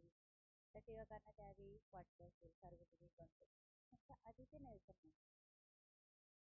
नेल्सन मंडेलांनी काय केलं, त्यावेळी सगळ्यांना एकत्रित आणण्यासाठी एक युक्ती केली, त्यांनी खेळांच्या स्पर्धा भरवल्या. नेल्सन मंडेला, कारण त्यांना माहित होतं की मी कितीही काही लोकांना भाषणं दिली, लिखाण केलं तरी काही फायदा होणार, मला हे एक्सपिरियन्शियल लर्निंग मध्ये मांडायचं. एक्सपिरियन्शियल लर्निंग आपल्यासाठी आपल्या फील्डमध्ये अतिशय महत्त्वाचं, की जे अनुभव तुम्ही स्वतः घेता त्या अनुभवाचं तुम्ही स्वतः शिकता. असा तो पहिला मॉडेल त्यांनी मांडला आणि त्यांनी स्पर्धा भरवल्या. त्या स्पर्धेमध्ये त्यांनी जे कोणाला हा खेळ आवडेल, जे कोणी हे खेळ खेळू शकतात असं सांगितलं. त्याच्यामध्ये काळे गोरे गरीब श्रीमंत असं काही ठेवलं नाही. आणि तो खेळ खेळण्यासाठी त्यांनी काही अटी शर्ती त्यावेळी ठरवल्या होत्या. तो खेळ खेळायला अक्षरशः सगळी लोक एकत्रित आली. म्हणजे नेल्सन मंडेलाला कसं सुचलं असेल की हे माध्यम खेळ वापरावं, मीडियम, आपण वेगवेगळ्या मेथड्स वापरतो जे आपल्याला शिकवतात, पण हे त्यांना कदाचित माहित नव्हते, ते अनुभूती केलेले नसतील मंडेला. पण त्यांना ते सुचलं की मला लोकांना एकत्रित आणायचं. सोशल ऍक्शनची जोड आहे त्याला, आहे. सोशल ऍक्शनची जोड आहे, कारण त्यांना तो वंशवाद मिटवायचा आहे.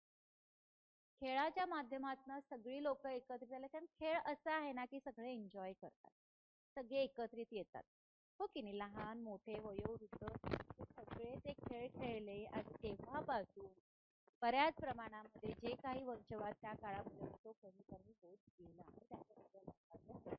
इव्हन ऑस्ट्रेलिया असू दे, कॅनडा असू दे, आता ऑस्ट्रेलिया वंशवादामध्ये अव्वल, की काळ्या गोरांचा खूप भेद करणारा देश म्हणून ऑस्ट्रेलियाला घोषितच केलं होतं काही वर्षाआधी. पण आज त्याच ऑस्ट्रेलियामध्ये अनेक लोक, आपल्याकडचे भारतीय लोक स्थायिक झाले, तिथे चांगलं शिकतात, कमवतात, ठीक आहे. आता आपण कसं एखादी घटना झाली, दुर्घटना झाली, ती झाली पुण्यात, त्याचे पडसाद पूर्ण महाराष्ट्रभर देशात होतात. कारण आता सोशल मीडिया खूप ऍक्टिव्ह आहे. एका ठिकाणी घटना झाली ती एका ठिकाणी वंशवाद झाला म्हणून तो सगळ्याच ठिकाणी असेल असंही नाही. आपण गृहीत नाही धरायचं, आपण बायस नाही ठेवायचं. त्याची प्रत्येक गोष्ट जी आता घडते त्याला कुठेतरी एक बॅकग्राऊंड आहे. आता सनातनी रूढी प्रथाबद्ध जे आहे म्हणजे भारतीय समाज जो आहे हा सनातनी हिंदुइझम फॉलो करणार हिंदुस्थान म्हटलं जातं ना. पण हिंदुस्थान फक्त हिंदूच राहतात. सध्याचा रिसेंट ट्रेंडिंग असणारा विषय काय HM त्याला आपण म्हणतो हिंदू मुस्लिम शॉर्ट. कोणी आता असं सलग बोलत नाही हिंदू त्याला शॉर्ट फॉर्म करून टाकलं HM झालं. म्हणजे काय झालं, हिंदू मुस्लिम दंगल. आता रिसेंटली नागपूरमध्ये पण झालं होतं. छावा पिक्चर नंतर अनेक पडसाद उमटले होते, औरंगजेब आणि हे सगळं ते सगळं, हो की नाही. तर HM का बिनसलं, HM का बिनसलं, रिलीजन का कारण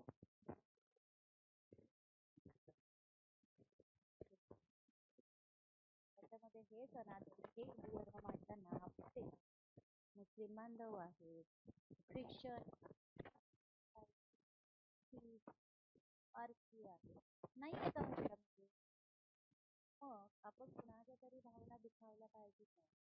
भारत नाही, इंडिया हिंदुस्थानच का म्हणून मला तुमचा जो विचार आहे तो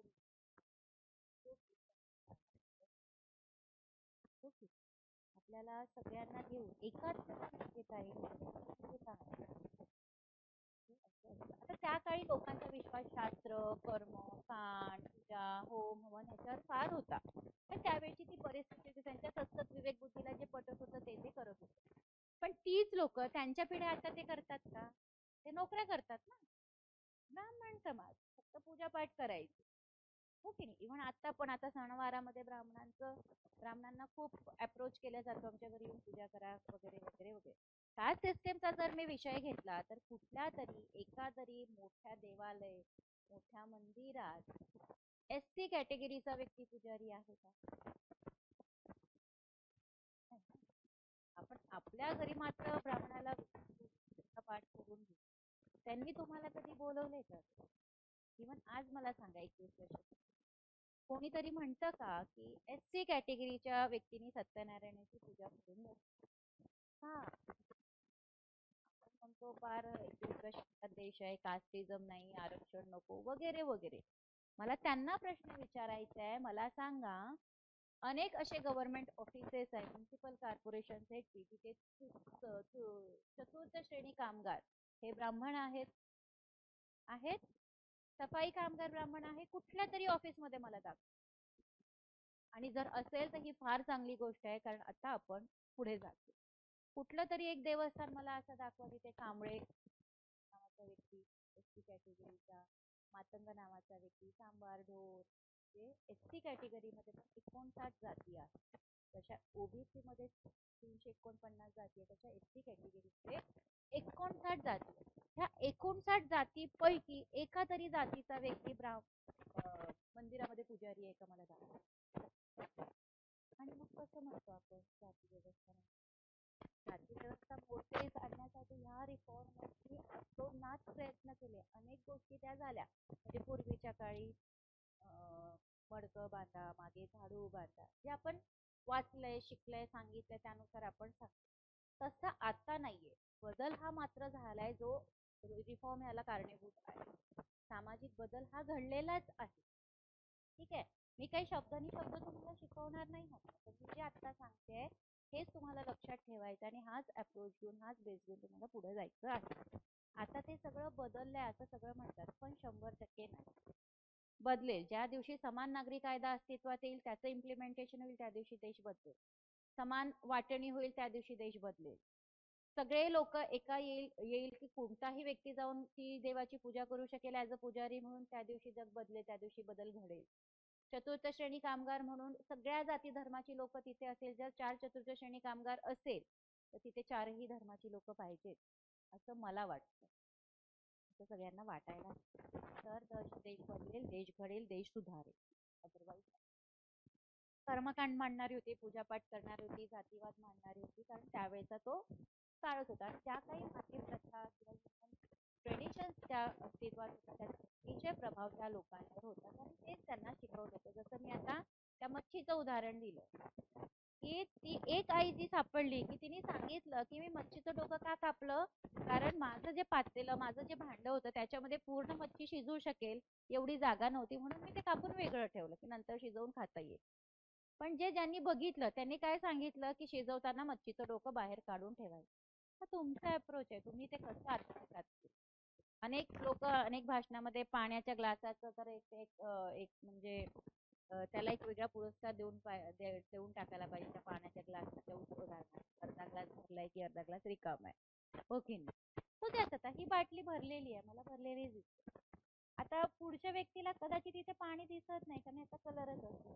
ती व्यक्ती म्हणत ही रिकामी बाटली, मला का कळालं तर मी याला उचलून बघितलं, जड वाटली म्हणून, पण प्लास्टिक एवढं जड. प्रत्येकाचा तो अप्रोच. तो असंही एक दडपशाही होती त्यावेळी, जातीवाद होता, पद्धत प्रथा परंपरा, धर्माची फार जोड होती. पर्टिक्युलर धर्माचं खूप वर्चस्व होतं. कास्ट हेरार्कीचा जो आपण पिरॅमिड बघतो, पिरॅमिडचा तुम्हाला माहीतच असतं असतं, इथं कोण इथं कोण इथं कोण आणि इथं कोण.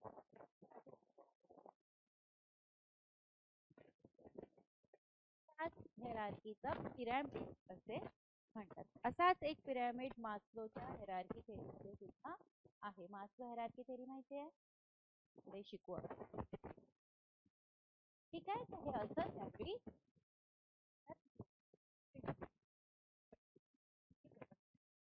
सुरुवात केली. आता कॉन्ट्रीब्युशन जे आहे सोशल रिफॉर्मरचं 20व्या शतकामध्ये, सोशल रिफॉर्मर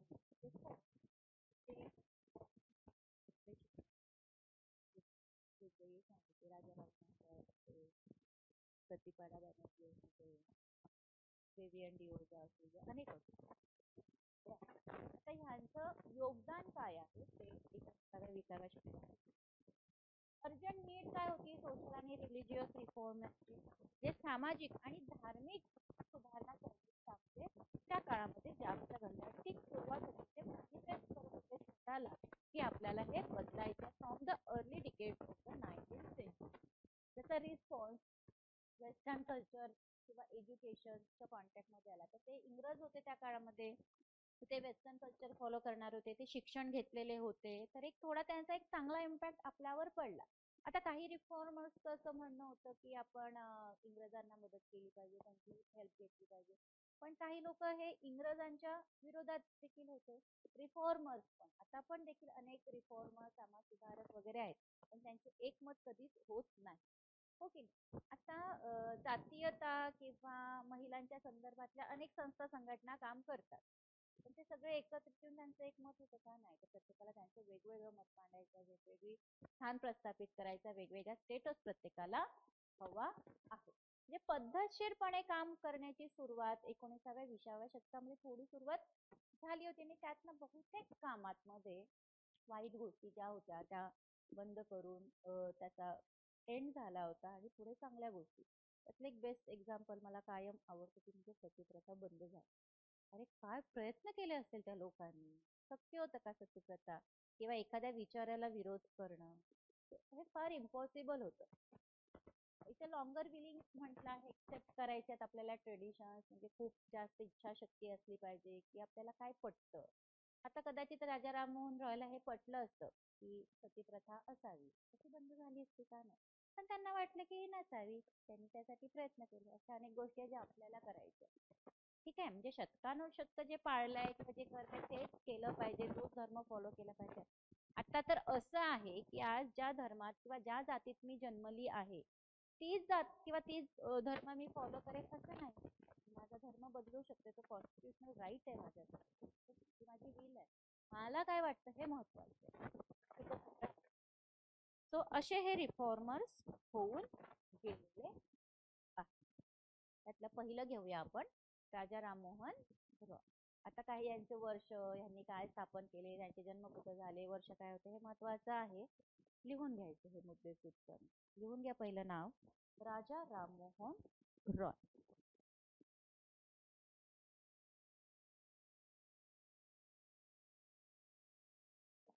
राजा राममोहन रॉय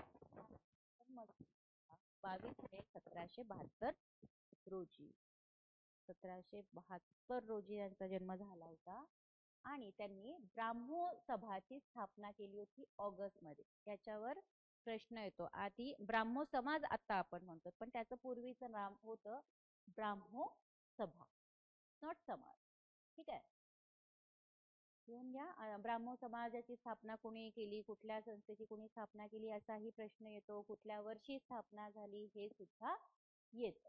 आता ब्राह्मो सभा जी स्थापन झाली होती ती ऑगस्ट 1828 साली झाली होती, जी राजा राममोहन रॉय यांनी केली होती. पण त्यांचा जन्म जर बघितला तर 1772चा होता. आता 1772 म्हणजे 1828 आणि 1772चा किती वर्षाचा फरक आहे हा तुम्ही शोधून काढायचा. इतके वर्ष लागले त्यांना ब्राह्मो सभा स्थापन करण्यासाठी. त्यांना फादर ऑफ इंडियन रेनेसन्स सुद्धा म्हटले जायचे. म्हणजे काय तर पुनर्जागरणाचं जनक. पुनर्जागरण म्हणजे त्यांनी नवीन काही सुरू केलं त्याला पुनर्जागरणाचा आपण शब्द वापर. तर त्यांना जनक म्हणून ओळखलं जायचं पुनर्जागरणात. आता ह्याच्यामध्ये अतिशय एक महत्वाचा मुद्दा आहे की हे जे ब्राह्मो सभा नाव होतं हे नंतर रिनेम करण्यात आलं, त्यामध्ये बदल करण्यात आलं आणि ब्राह्मो हा सेम राहिला, फक्त सभाच्या ऐवजी समाज. इथे कन्फ्यूज व्हायचं नाही, ह्याच्यावर पण आला तर प्रश्न येऊ शकतो.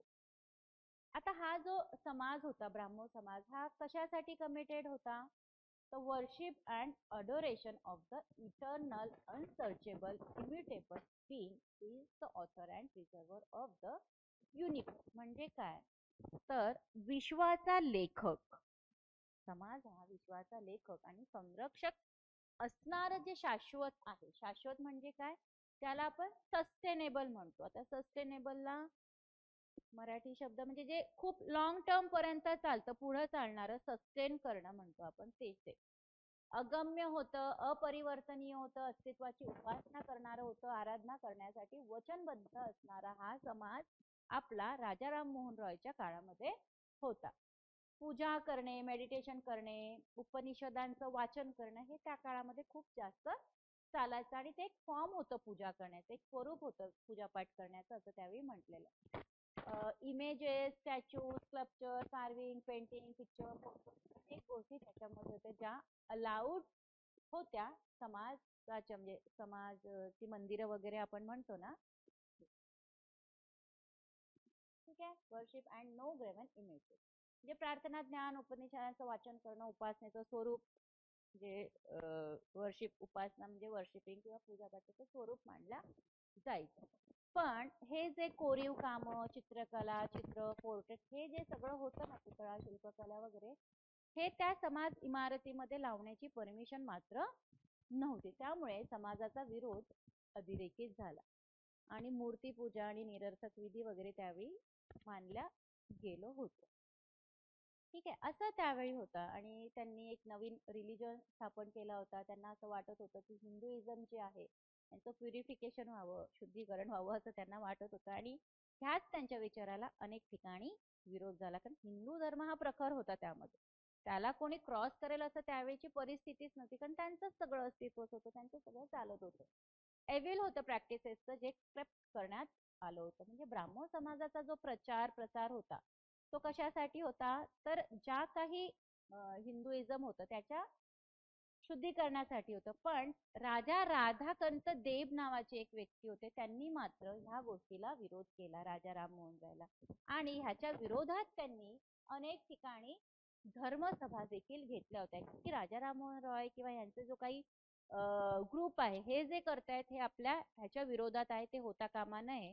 त्यांनी त्यांना विरोध केला आणि त्या विरोधासाठी त्यांनी अनेक ठिकाणी धर्मसभा देखील आयोजित केल्या. 1833 मध्ये राजा राममोहन रॉय यांचा मृत्यू झाला आणि समाजासाठी हा अतिशय मोठा धक्का होता. तर एकंदरीत सांगा बरं मला, राजा राममोहन रायने नेमकं काय काम केलं. ब्राह्मण समाजाची स्थापना केली, हिंदुइझम शुद्धीकरणाला काम केलं, सतीप्रथा हे बघा दिलंय, सचा सतीप्रथा वगैरे क्रिटिसिझम होते, सोशल एज्युकेशन त्यांनी अपोजिशन त्याला केलं, जे काही समाजामध्ये दुष्कृत्य होत होते तर त्यांनी टीका केला त्यांनी सांगितलं. आणि हाच अजेंडा दीर्घकालीन म्हणजे सस्टेनेबल लॉंग टर्मला बघणारा हा अजेंडा ब्राह्मो समाजाचा होता. ब्राह्मो समाजाचं आधीचं नाव होतं ब्राह्मो सभा. ब्राह्मो सभेचं वर्ष काय होतं? 1828. आणि जन्म कधी झाला होता? 1772. ठीक आहे. हे जरी 1772 लक्षात नाही राहिलं तरी इकडे लक्षात ठेवायचं की हे कॅल्क्युलेशन करून घ्यायचं. 1828 मधून 1772 मायनस करायचं, जेवढे वर्ष उरले तेवढ्या वर्षांनी त्यांना ते ब्राह्मण समाज स्थापायला वेळ लागलेला होता. आणि हा जो समाज होता कमिटेड होता पूजापाठ करणं, इटर्नल अनसर्चेबल जे काही होते त्याच्यासाठी हा कमिटेड होता. एवढ्या 4-5 गोष्टी लक्षात ठेवल्या तरी बास आहे. त्याच्यामध्ये प्रश्न म्हणजे की स्थापना कधी झाली, वर्ष काय होते, काय काम केलं, कुठल्या विषयाला धरून त्यांनी काम केलं, एवढं. बाकी सगळं काही नाही. पण त्यांचे विरोधक जे होते ते म्हणजे राजा राधाकांत देव यांनी त्यांचा विरोध सभा हे झालं Raja Rammohan. Henry Louis Vivian डिरोइजा.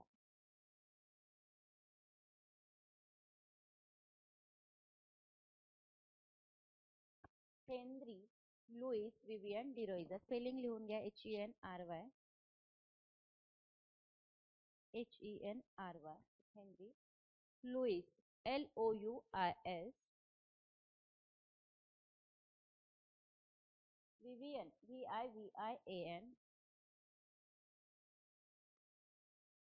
डिरोझिया, DEROZIA.